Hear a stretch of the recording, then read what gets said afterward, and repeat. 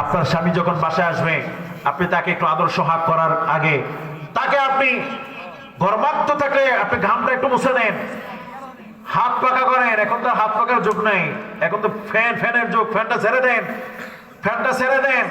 তার জন্য একটু গোসলের জন্য শীতকালে একটু গরম পানি করে দেন। তার পাশে একটু বসেন, পাশে একটু বসেন, তার দিকে চোখে চোখ রেখে একটা মুচকি হাসি দেন।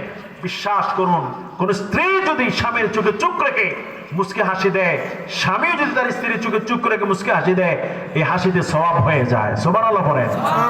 আমার প্রিয়বারা, কোন স্বামী বাসা আসলে পরে স্ত্রী যদি স্বামীর খেদমত করে, স্বামীর খেদমত করে, স্বামীর জন্য খাবারটা এগিয়ে দেয়, স্বামী গর্মাক্ত থাকলে ঘামটা মুছে দেয়, তার জন্য একটু হাত পাকের ব্যবস্থা করে দেয়, আমার প্রিয় ভাইয়েরা তার আরাম আয়েশের ব্যবস্থা করে দেয়, অন্তত ওই স্বামী তার স্ত্রীকে ফেলে কখনো পরক্রিয়া করতে পারে না।